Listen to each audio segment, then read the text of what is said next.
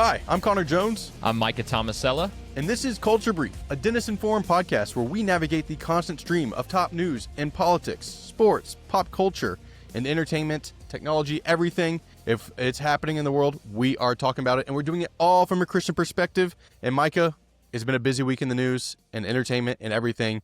You want to give us just a quick rundown on what we're hitting on? Well, first and foremost, we're on video, people. Hey. So if you're listening on Spotify, if you want to listen to us on YouTube, you can watch us if you'd like. You can look at our ugly mugs as we record this podcast every week. We're excited to add this onto our podcast just so you guys can kind of step into the living room with us as we're just having a conversation about what's going on in culture. So stay tuned for that as we continue to implement that. But we're excited to have that video component. So we're going to just do like a general political roundup today, talk about all of the different things going on, all the different deals, all of the different little wars going on around the world.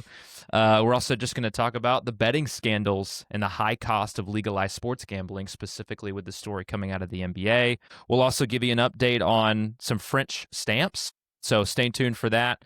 We've got some mailbag stuff, Hurricane Melissa, drug boats in Venezuela, and so much more. So let's jump into the brief. The brief.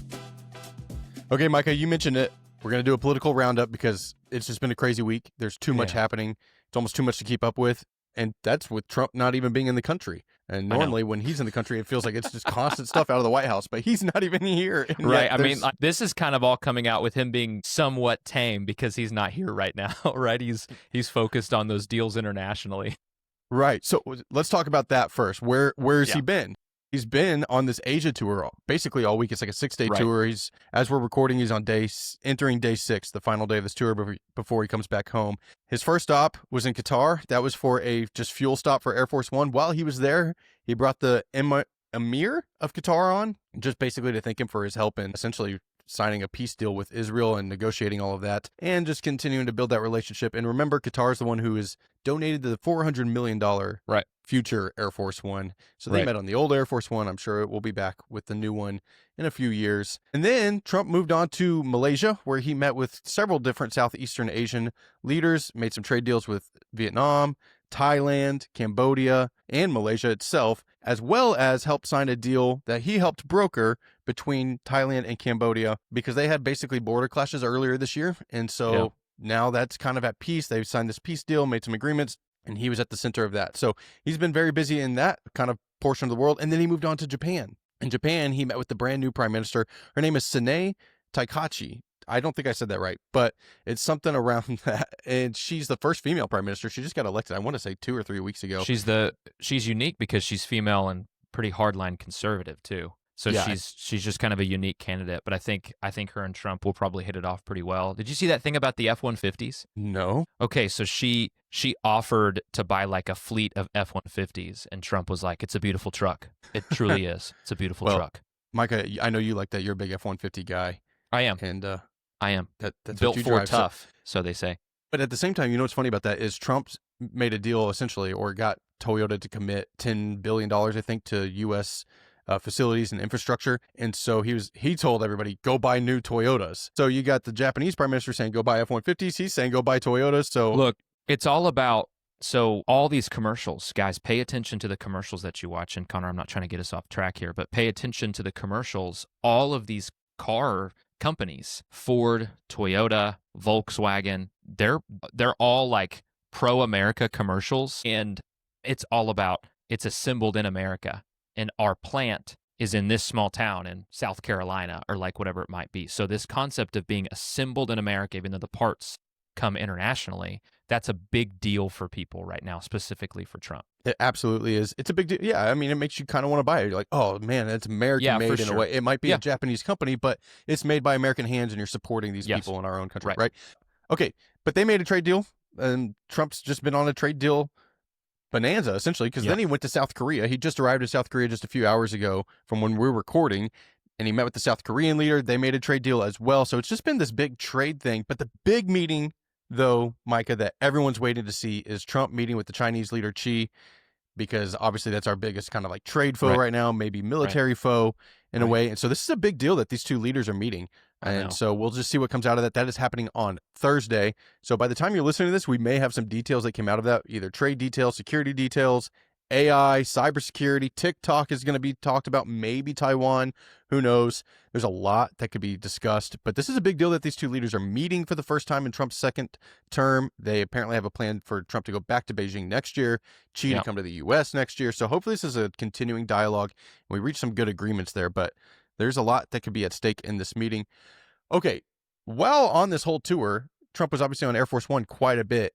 So he was talking to the press on Air Force One, and they specifically asked him several times about running for a third term in 2028. Initially, he kind of like, he dabbled and he's like, I don't know, I would really love to do it. And then he would throw out names, really. He threw out J.D. Vance and Marco Rubio basically as two names that would be an unstoppable force if they ran together, but he'd like to see them. Everybody remembers his apprentice days. He likes to pit people kind of against each other so that they show more loyalty or work harder or whatnot. All that to say, he recognizes that Vance and Rubio, they're strong contenders for 2028. And he also did say just this morning that he recognizes the Constitution prevents him from running for a third term. And he literally said, I'm not allowed to run. It's too bad. Because he's talking about how he thinks he's got his highest polls or whatever. He's just trolling. You know what I mean? And I'm not saying that necessarily excuses all the things that he says, right? Like some of it feels unnecessary for sure. But I personally, I never thought it was anything other than trolling, just because, you talk about things that are clear cut. The 22nd Amendment is just so clear cut on a president not having a third term. I just was like, I don't see any way around this. And then it would get to the Supreme Court. This doesn't feel like a gray area thing where a conservative court would be like, oh, okay, this is okay. No, like the 22nd Amendment is so clear. So I guess I just always kind of thought of it as just a troll. Yeah, the Speaker of the House, Mike Johnson, said so just yesterday, really. He's like, no, the 22nd Amendment's pretty clear on that. And so even he's kind of trying to get Trump to back away from that, I think, the whole idea. It worked, I think. I think Mike Johnson saying that led Trump to say that. But yeah, it probably did. Yeah. You know who else is thinking about running in 2028? Want to take a guess? Kamala. That is correct. Harris was on a BBC interview with the British this weekend, and she said, it's very possible that I will run again. So everybody's keeping their options open, I suppose. We'll just see. 2028 feels so far away yet. She won't make it out of the Democratic primary. She may not. I don't know. We'll just have to see. I think there's stronger candidates in that field than her. There could be. Yeah. Obviously, Gavin Newsom's already throwing his hat in the ring. J.B. Pritzker, maybe. Yep. Yeah. Anyways, okay, let's talk about what's happening at home. So Trump's been in Asia this whole time, but what's been happening back here? And he's still had his fingers and everything over here too, including with Canada. So the premier of Ontario, this is basically their governor in Ontario, Canada, he paid for this ad to go out during the World Series in which the Toronto Blue Jays are playing the Los Angeles Dodgers. Yeah. So Toronto's got a team in there. A lot of Americans are watching the World Series. And this ad airs, I think it was Thursday night or Friday night. This ad airs during the World Series that is Ronald Reagan's voice behind this whole speech from the 1980s, I think 87, where he's talking about the damage that tariffs do.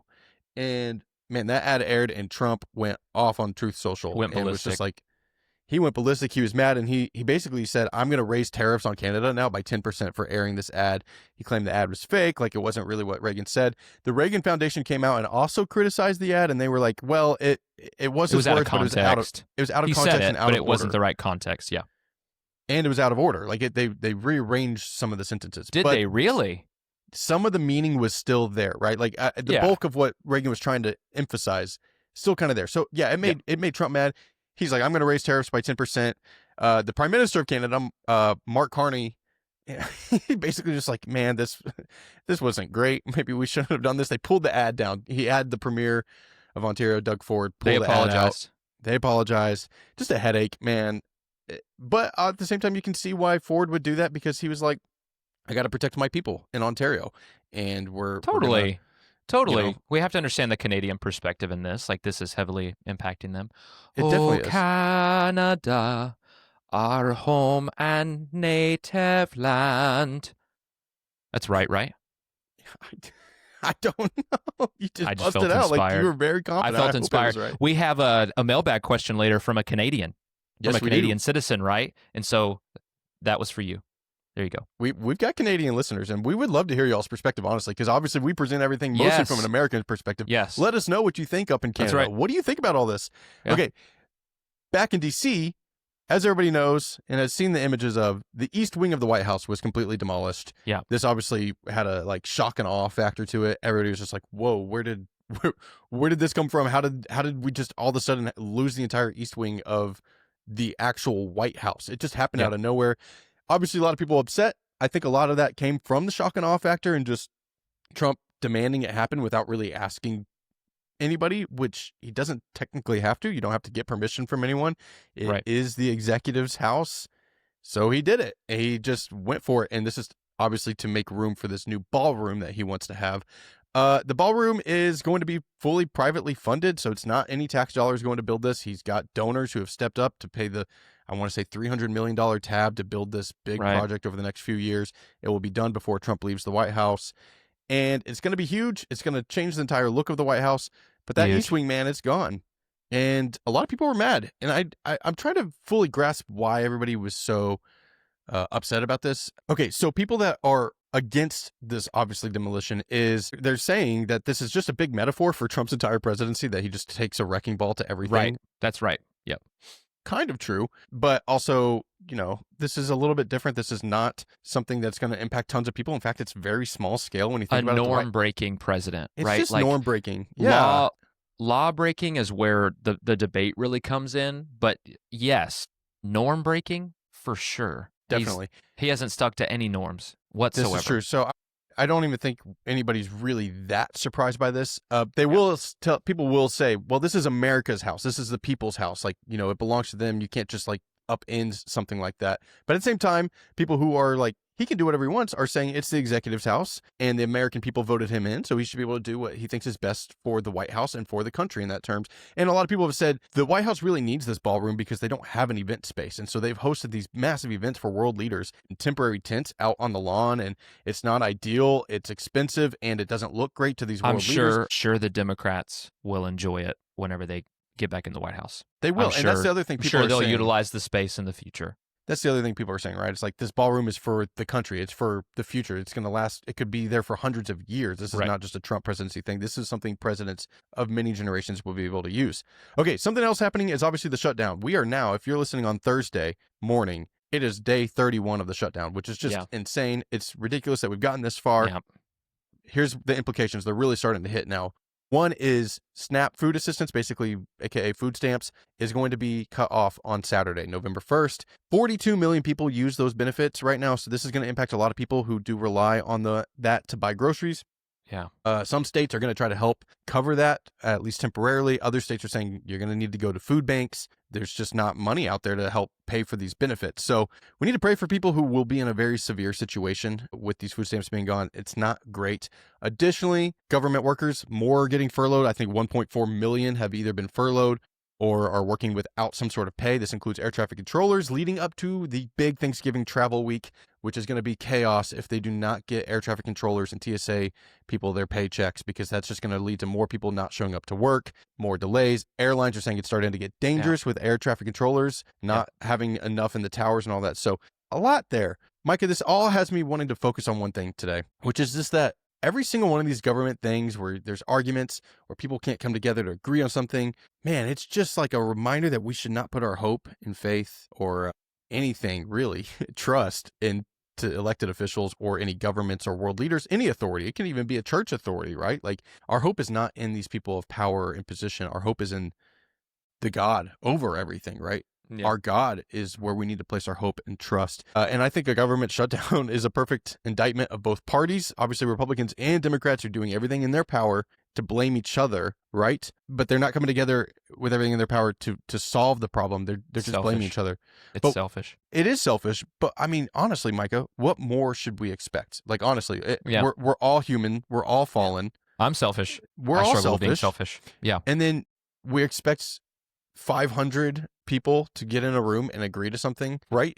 That's just not going to happen. It doesn't go that way. And that's why I'm saying don't place your trust in government officials. What about institutions? When the White House is destroyed, does that shake your ground of trust? I hope it doesn't, because it's not just external in the White House. It's also internal. Like, right. Do you really fully trust everything happening within the Oval Office and within the White House with these fallen, sinful humans that are making decisions there? I hope not. I don't. It's easy to think that they're the ones with all the answers, but all you got to do is watch the movie The House of Dynamite from this past weekend and see that they do not have all the answers. All that to say, Michael, when we look to DC or any other official, any other authority figure for any perfect answers and direction, we're going to just always end up aimless. There's not going to be full direction there. We need to turn to God for direction and answers in our life, right? And that's how we'll find a providential path filled with more hope, peace, joy, and we'll have more of that than any politician or political party could ever give us, right? You can feel excitement when your party wins an election, but it's never going to fill the gaps of joy and hope and peace and actual direction in your life, right? Because that party will, in some way, let you down, but God will never let you down. Every single time. One quick example of a leader who recognized that this week is the Prime Minister of Jamaica. His name is, let me get this right, Andrew Holness. And he was on an interview leading up to this massive hurricane about to strike his island and essentially leave a lot of destruction in its path. And he said on this interview, I think it was on CNN, he said, I have been on my knees in prayer, which is exactly what he should do. And it's incredible to hear a world leader say that. And he's like, there's only one place I can go to. I'm not going to find answers in humans, science, or technology. It's going to be in God. So he's praying for his island. He's praying for his people. That's powerful, man, because that's all we've got is God, right? He is where we need to turn in moments of this. In John 14:27, Jesus says, peace I leave with you. My peace I give to you. Not as the world gives do I give to you. Let not your hearts be troubled. Neither let them be afraid. Take that this week as you think about where you put your hope and trust. Is it in a political party? Is it in a world leader? Is it in an actual human being in some other position? Is it a CEO? Whatever. Is it technology? Is it AI? All of that will let you down. Remember that God will not, though. Amen, Connor. Good stuff, man. Thanks for taking us through that. That was a lot to update us on. So let's jump into betting scandals and the high cost, what I would call it, of sports gambling, just the overall sports gambling, sports betting landscape that's creeping closer and closer to being a bigger and bigger deal. And institutions like the NBA are being questioned, right, for their fairness and for their part to play in all of this. Well, when the FBI comes knocking on your door and makes 6 a.m. arrests, yeah, no doubt. News breaks. It was very, very, very crazy story. So this fall, the NBA is facing a crisis, I would call it. So there's a massive federal investigation. We all get these alerts that the FBI goes and they arrest some pretty prominent people, a head coach of an NBA team and a pretty good guard for an NBA team and an assistant coach and a former player of an NBA team. So what started as whispers about kind of suspicions about certain things, well, it became a full-blown scandal shaking the foundation of the league. And so here's what happened. But before I jump into that, this didn't come out of nowhere, though, is what I want to point out before I jump into the details of all this. It's a result of sports culture that decided gambling wasn't dangerous, that it was profitable, and they fully embraced it. And this is just a part of that. So, Connor, you can't even watch a game now without seeing live odds on the screen, right? Like the NBA, the NFL, the MLB, and even collegiate sports all have an official betting partner now.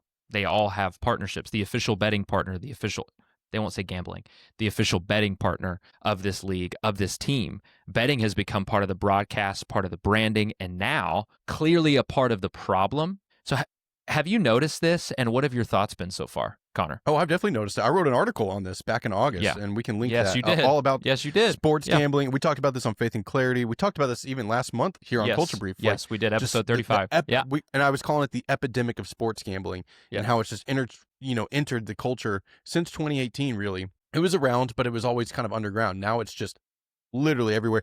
The best part about this whole thing, to just exemplify exactly what you're saying, is when they were breaking the news on ESPN, Mike Greenberg was breaking the news of these arrests. And at the bottom of the ESPN thing, this all went viral, was literally the ESPN bet ad that was on the bottom of the chyron for ESPN. It was saying, NBA players arrested for gambling, and then ESPN bet, make your bet today.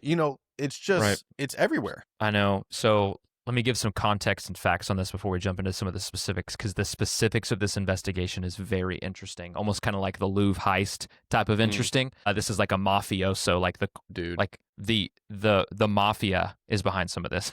This is it's another Hollywood script, right? Like it's just like this could be a movie. Right. So before 2018, sports betting was mostly illegal outside of Vegas. Then the Supreme Court struck down the federal ban, and one by one, states started to legalize it, right? So 7 years later, more than 35 states allow it, and Americans wager tens of billions of dollars on sports every year, with some estimates topping $100 billion.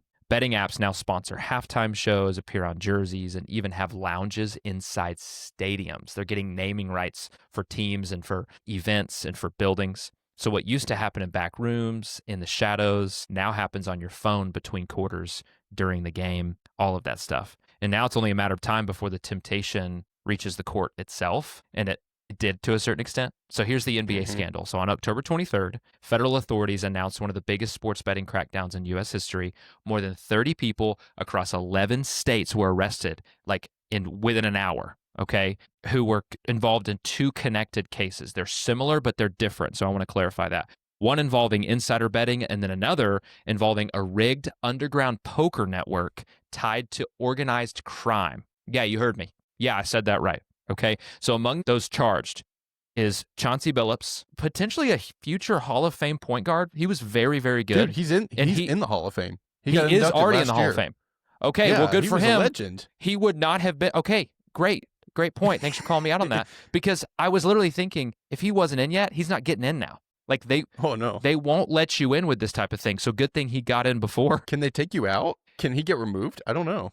Maybe. So, but he is the head coach of the Portland Trailblazers currently, okay? And then you've got Terry Rozier, who's a guard for the Miami Heat. He's been a very good player throughout his career. And then Damon Jones, who's a former player and an assistant coach. Those were the big names that were arrested that morning. So according to federal indictments, Billups and Jones, I'm reading this so I make sure I get it right, Billups and Jones were connected to a high-stakes poker game allegedly run by the New York crime families, multiple New York crime families. The games use sophisticated cheating equipment, including X-ray poker tables, tampered shuffling machines, and special contact lenses that could read marked cards so that the players knew what was coming. Okay? The literal mafia is involved in this, Connor. Like the actual mafia. I mean, that's just what's kind of crazy about this. It's just like a movie. I'm not surprised the mafia is involved in this because they've always been the ones trying to rig games and rig sports betting. I'm shocked that these guys got themselves involved with the mafia because that's dangerous territory, man. It's the last place you want to be. And some of these, it sounds like Rozier might have been in some gambling debt, and that's why he was trying to get some wins and all that. And the last people you want to be in debt with is literally the mafia. Literally the mafia. So Rozier's case was separate, related. Prosecutors alleged he leaked inside information about his playing status to bettors who placed prop bets on his under stats, meaning, hey, I'm injured, I'm not playing, so they're going to place a bet saying that he's going to score less or perform at a lower level. So that truly does tarnish the integrity of what's happening. It might be on a small scale, but it absolutely does tarnish the reputation that a league wants to uphold. Like I hate hearing that. So meaning they profited when he scored fewer points or played fewer minutes. Authorities are reviewing at least 7 NBA games between February 2023 and March 2024 for suspicious betting patterns. And I think that's probably even like too small of a sample size. Once you're in that, I think it affects every single game he plays. Not just 7 games. I think it affects every single game he plays. So Commissioner Adam Silver, who runs the NBA, he called the allegations deeply disturbing. Okay, Adam, sure. So both Billups and Rozier were placed on administrative leave as the FBI investigation continues. And then Congress has now requested, there's like a joint bill, has now requested a full briefing from the league on its gambling oversight. Like, how is it making sure that this doesn't happen again? How do we make sure that this isn't happening anywhere else? So even if no games were fixed fully, the damage to public trust is already done, right? So the league has helped normalize sports betting and is now facing the fallout of it. Right? It's crazy, man. And Adam Silver is kind of under, obviously the radar here because it's his league, but also the NBA cleared Tyler Rozier after all these allegations. They got allegations from the sports books who were like, hey, we noticed some weird activity. Nobody and then bets he got this cleared. much money. And he got cleared. And so now that everybody's like, why did the NBA clear it? There's just so many questions. And the poker games are wild. Of course they cleared it. Yeah. They didn't want this to come out. I bet you they knew. It makes it a lot worse when the FBI, and the FBI was intentional on their timing. They did this the day after the league started their new season. So it took away all the attention from the actual games. It's just so savage. And then Cash Patel is up there at the press conference. He's like, I'm going to show up. It's not a great look for the league. And Dr. Jim Dennison made a great point this past week in one of his daily articles on this whole thing about how this is what happened with boxing and horse racing. Yeah. They ended up getting so tarnished by the cheating and betting scandals that it led those two things to lose a lot of prominence in American culture. They never recovered to the point that they were at. And the NBA is finally trying to get back on the up and up to what they were in the 90s. This does not help. No, it doesn't help. And just the general style of play of just run up, pass it once, and then shoot a three has become disinteresting for some people too. So that, yes, the NBA specifically has a lot of problems. So let me give some other leagues that this is happening. This is not just in the NBA. Other leagues, same problem is what I call this little part of it. So the NBA isn't alone here, Connor. In Major League Baseball, veteran umpire Pat Hoberg was fired earlier this year for violating gambling rules. So investigators found he shared his betting account with a friend who placed more than 140 baseball wagers totaling over $200,000. Hoberg didn't bet himself, but the league said the breach of trust was enough to end his career. He got off easy just being fired, just being let go. If you have any of your money tied in, if you're involved with people and you are the one who is officiating, you're the one who's umpiring a game, enforcing the rules of a game, that absolutely tarnishes every single game that he umpired, right? There is no way, even if you want to convince yourself he consciously didn't do it, it subconsciously affected his decisions on balls and strikes, calling people out. In 2024, infielder Tucupita Marcano was banned for life, bet on 387 baseball games, including several involving his own team, the San Diego Padres. So MLB found no evidence he manipulated outcomes, but the league drew a hard line. So two Cleveland Guardian pitchers, Emmanuel Clase, very good closer, by the way, Luis Ortiz, are under investigation currently for suspicious betting patterns tied to specific in-game events like first pitches or strikeouts. Both players have been placed on leave, paid leave, while the investigation continues. Last one. Meanwhile, the culture of gambling is spreading beyond just professional leagues. This is actually in the NCAA now with NIL and all that stuff. So earlier this month, the NCAA approved a proposal to let college athletes and athletic staff bet on professional sports. It's not final across every division yet. I actually just saw the commissioner of the SEC, Greg Sankey, ask the NCAA to rescind this. But as of now, as it stands, while we're recording, college athletes who are being paid, some of them millions, can now bet on professional sports. Hey, we're going to give 18-year-olds millions of dollars, and you can bet on sports too.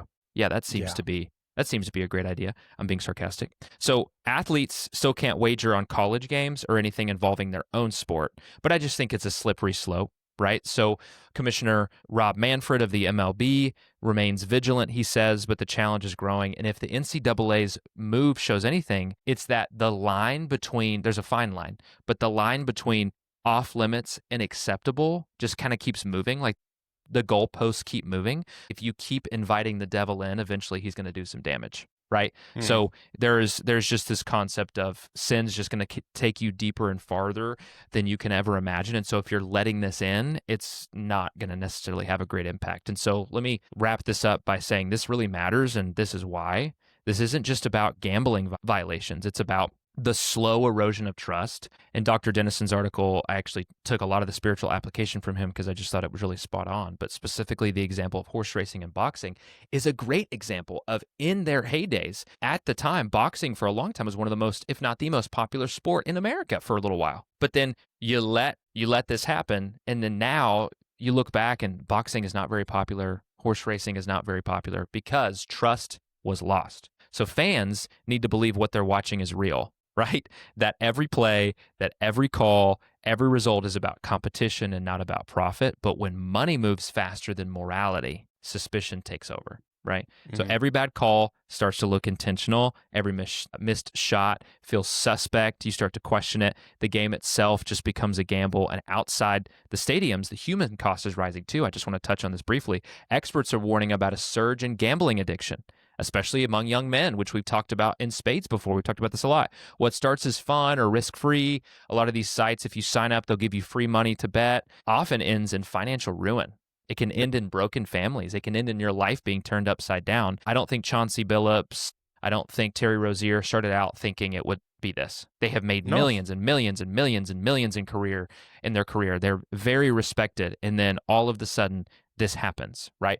You could say they had it all, and then they still made the decision to do this. So legalized sports betting was supposed to make fans more engaged, but instead it's making the games more exploitable, more questionable. We've talked about sports gambling quite a bit, but even as a sports fan, I just think that this bothers me. It can kind of take the fun out of it. And even personally, I start to kind of look at it, questioning it. And I just really don't want to feel that way. Like I don't want to be the tin hat the tinfoil hat guy. But, Connor, before I head into the spiritual application, what are your final thoughts on this? Yeah, you're just right. I've seen a lot this week about exactly what you said. How did these guys who've made hundreds of millions of dollars in their career end up in this position? What are they doing? Why would you risk everything for a $200,000 win, which is what Terry Rozier got when he pulled himself out of the game early? He got $200,000 from the Mafia for that, right? Why would you do that? And people point out it's not just about the money. All that more money does is allows you to bet more money. Yeah, it's an addiction. You're addicted to the thrill of it. You're addicted to the idea of winning, and so it can lead down that spiral. And then Terry Rozier sounds like he ended up blowing so much of his money that he ended up in a bad position and had to pull himself out of the game in order to try to make up some of his losses. And so it's a dangerous game, and we've talked about it. And we'll link to the past episode and article that we've talked about on sports gambling and the dangers of it, the epidemic of it. You're right, Micah. It's like any sin. You start to just dabble a little bit and it'll go so much further.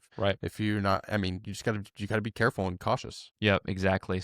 At its core, I think that this really isn't just about sports. I think this topic can be applied to a lot of things, even though that's kind of how it's rearing its ugly head in this situation.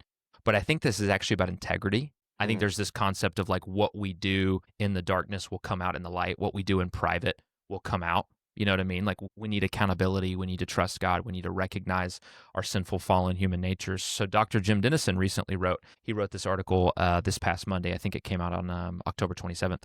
But he wrote in his article that when integrity fails in public, the damages doesn't stay contained. It spreads. Just like a scandal can damage trust in a league, sin can damage the credibility of the church. So as he put it, the devil is a great economist who does the greatest damage with the least amount of effort. One fall, one public compromise can ripple out and give skeptics another reason to doubt the faith that we represent, if you want to take it that way. But also, almost always, 99.9% of the time, that controversy that happens in public, years and years of private sin, years and years of private struggle, lead to that moment. And sometimes the most gracious thing God can do for us is actually let us taste some of the calamity of what our sin causes, and then give us a chance to reverse course, right? So it's all of this private sin comes out into the light. And that's exactly what happened in this sports example, and really any kind of controversy you can think of. So Dr. Dennison reminds believers that we're not just called to avoid sin, but to live with visible faithfulness. Scripture says to submit daily to the Holy Spirit. That's Ephesians 5:18. Resist temptation, 1 Corinthians 10:13. Confess sin quickly, 1 John 1:9. And make things right when we've hurt others, Matthew 5:23 through 24. And keep our focus on what is true and worthy of praise, Philippians 4:8. So he posed a convicting and convincing question at the end of the article. And he said, what sin could you commit that would most damage your witness? So think about that for a second. I'm thinking about that. That's where the enemy will aim.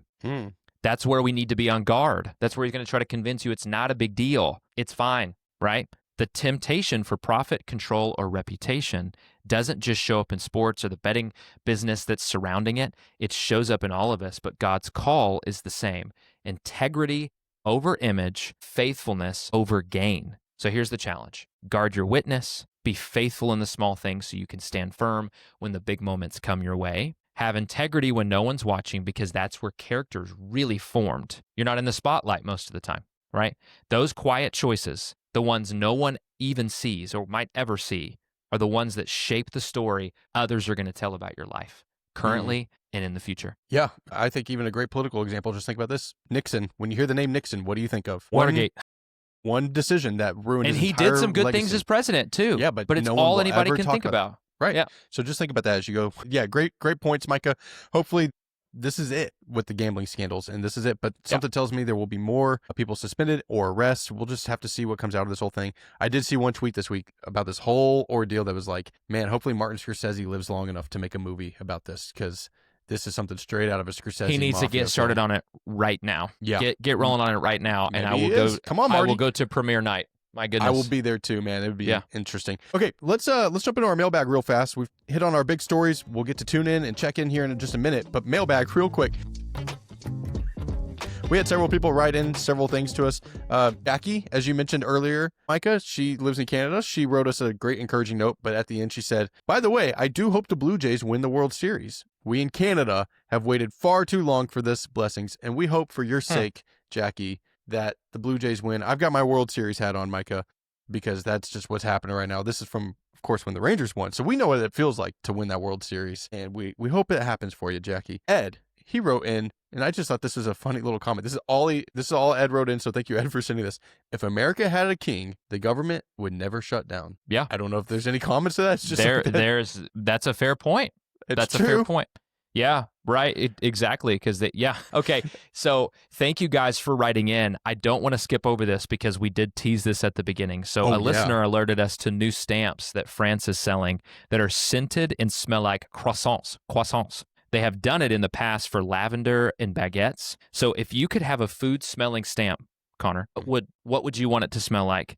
And what would be the most American stamp itself? First off, love this idea. Shout out to France for doing this. Yeah, France. I want to get my hands, I want to get my nose on one of these stamps. I didn't even know you could scent a stamp like this. Just give a little.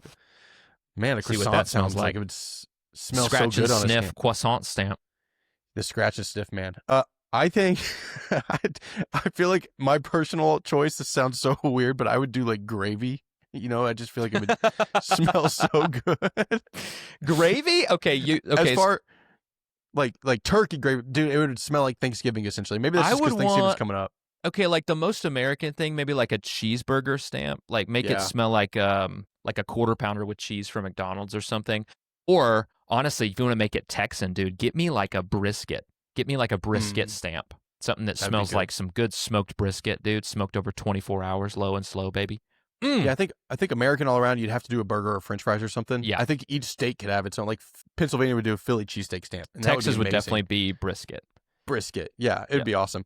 Yep. Anyways, guys, if you have a topic idea, something like that a listener just sent us on that we were not even aware of. So fun. Thanks, guys. Would you send that to us? Send us your hot take ideas. Are you working for the federal government and you want to tell us about your experience being furloughed? Are you in Canada? Yes. Tell us about your experience. All this stuff. Email us at culturebrief@denisenforum.org or follow us and DM us on Instagram. That's at Culture Brief Podcast on Instagram. Go check that out. Or drop a comment. We'll see that too. All right, Michael, let's jump into check-in real fast on things we need to know about.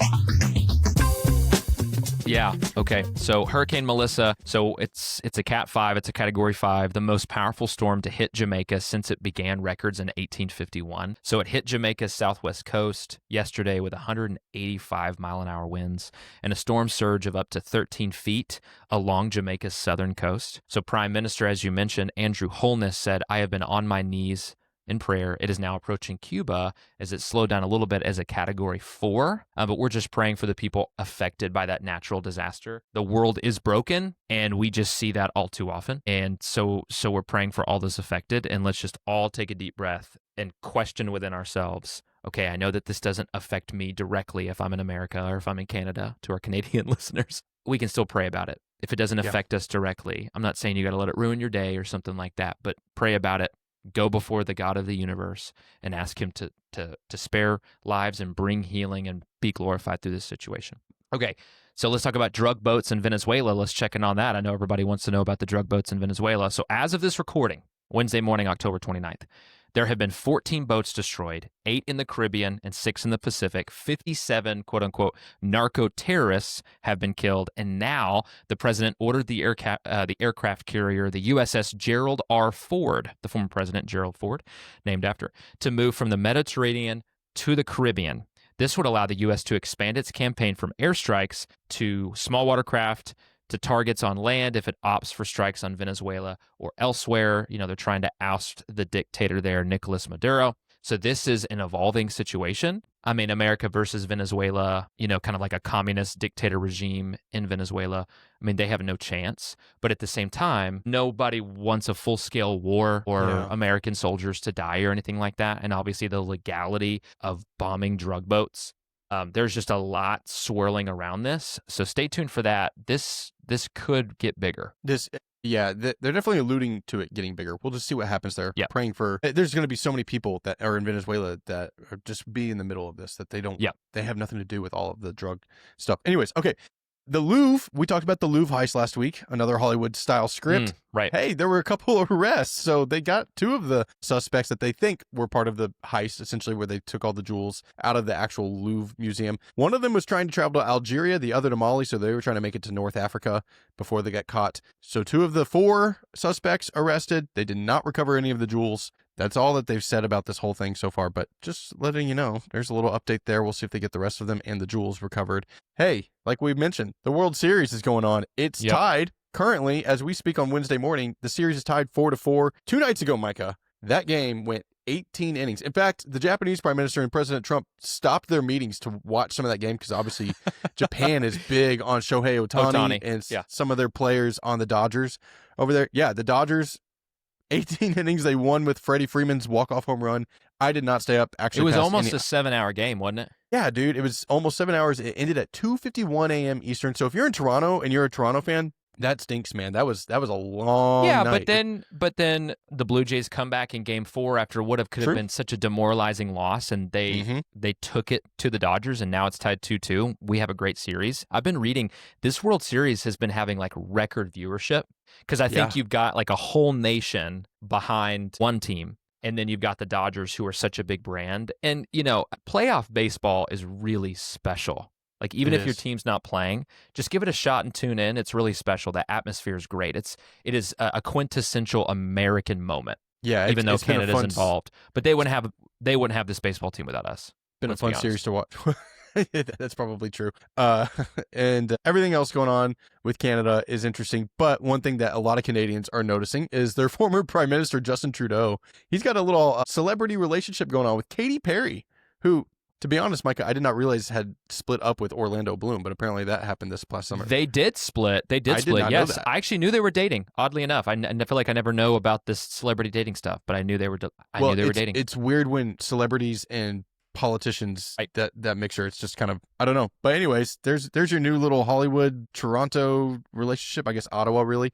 Okay, election day is Tuesday for some people in this nation. Not everybody. You might have some local elections, but the big ones that everybody's paying attention to: governor's race in New Jersey, governor's race in Virginia, and the California redistricting race. These are all going to be kind of telling of maybe how people feel a year after the 2024 red wave that Trump won and Republicans won a lot of seats last year. So how are people feeling now? Do they like those policies, or do they want to get Democrats back in office? We'll just see. The big race that everybody's paying attention to, of course, is New York City, where Andrew Cuomo is facing the favorite, Zohran Mamdani, obviously socialist. If you've seen anything about him, he's got some crazy ideas that he wants to do in New York. Yeah, he's a socialist.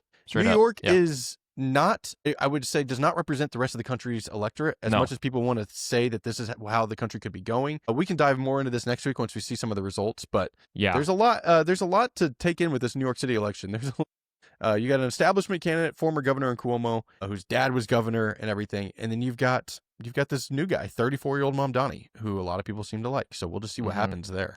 That's on Tuesday. Okay, yeah, thanks, Connor. So guys, enjoy your Halloween.